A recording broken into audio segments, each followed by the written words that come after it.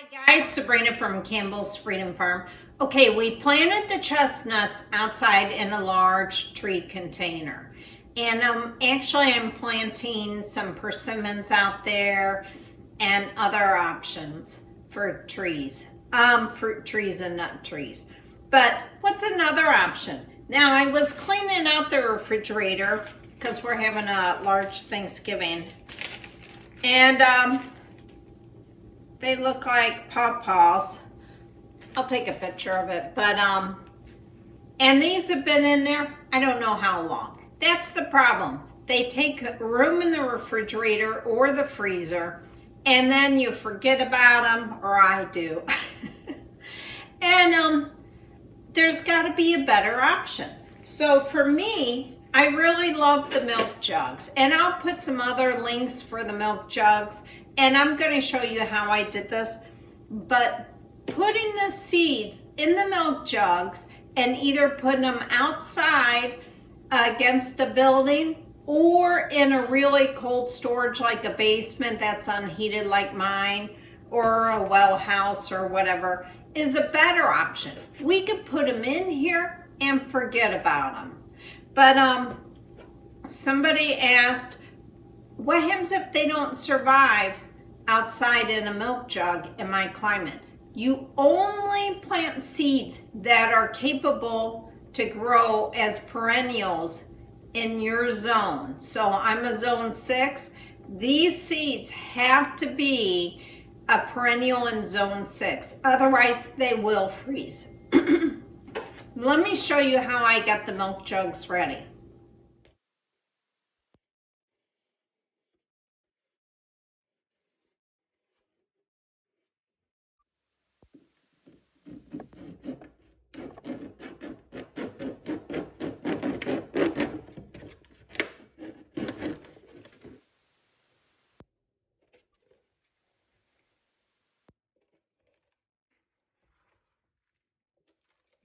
Okay, that was so easy to get the milk jugs ready, you know, but now let's talk about planting here. The first ones I'm going to plant are the chestnuts. Remember, you have to plant them on the side because the root and the stem come out of the pointy area. And that way one goes down, one goes up. And remember, whatever the length of this is, you kind of want to triple that. Although in milk jugs, that's kind of hard. Now, when you plant a tree in a milk jug, once they start growing, you have to transplant these. These have roots that are really, they don't like to be bothered. So you put them in here, and once they get up 2 inches in growth, it's time to take them out and put them in a larger container.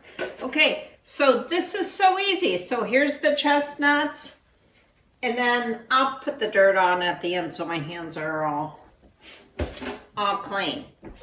Now, let's talk pawpaws. I find with the pawpaws, it's better to keep them wet. I mean, don't let them dry out. I mean, it takes longer for them to germinate. So I threw these in the refrigerator already. And I'm not even really going to clean them. I'm just going to put them in here. I have to say, these seeds are so pretty. It's like you can make wood out of them. And then I'm just going to put them in here. And I think the pawpaws germinate really well. It's, oh, these are big seeds. Now, let's talk about how long do they have to stratify.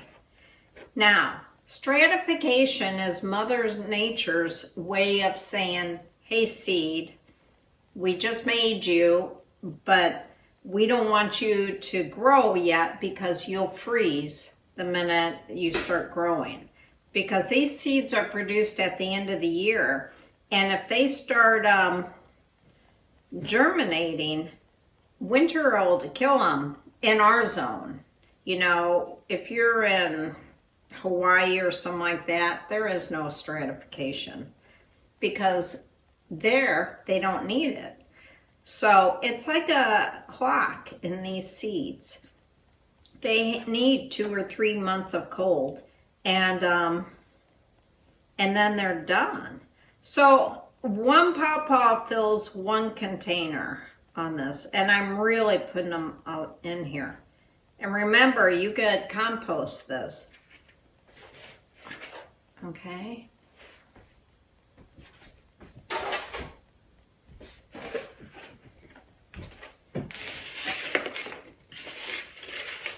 Okay, I'm really getting excited about Thanksgiving. And every time I see the pecans, I'm like, it's time for the pecan pie. And really, I'm on a keto diet, so I'm not eating this stuff, but I don't know. Am I going to cheat? I'm still going to make it because I love to cook. So, pecans, do you crack them? No. And remember, when they're on the ground, they're usually closed up in that husk. And so basically, they just need to go in here the way they are. And that's it. Okay, my camera battery went. So basically, I think I'm going back. I didn't even notice it had gone black. But basically, you take the pecans and just put them, I'm putting them flat on the side. I don't crack them because in the wild, they have that husk around them, and that husk actually keeps them damp. And that brings us to another topic. Is this dry soil? Is it wet soil? It's damp soil because you want a little moisture that when they, that moisture after a certain time period is going to break open that shell. It's going to open it, it's going to expand it. And then it needs enough moisture to start growing. And let's talk about that soil too. We're only using potting soil or garden soil. We're not using potting soil. We need the nutrients because we don't open this. Until those plants are up 2 inches, you don't open it. You could look in and see that there's enough moisture. You know the difference if it's, you know, dry or wet. And you could put some water in here, and that's why we have the drain holes. We get, you know, it'll drain through. So that's really important.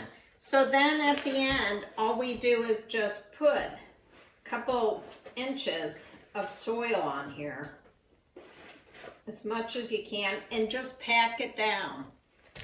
Then all you do is tape it all the way around and label it. I'm going to put mine in the basement in a dark area. It doesn't need any light, and later on I'll pull it back out. Now, remember, the husk of the chestnuts, don't throw those away. Those are great to put in house plants. There is no cat that's going to jump into that plant. Okay. I wanted to show you. These must have been in for 2 years because these are so long. They had really grown. So I'm going to plant these. But this will take the whole guessing game out. You seal it in and you're done. That's it. I'm going to do some persimmons later on. You get the gist of it. Okay, I've been picking up acorns, and a viewer had asked, would we do something with them? We're working on it, and we're kind of, I'm going to try to send a message to Dr. Berg. Acorn flour might be an option for those on the keto diet that can't have flour, you know, or cornstarch. And it may be a healthy option. So And that's it. I'm out of things to say. That never happens. Okay, so that's how you plant seeds. We're going to see how it goes.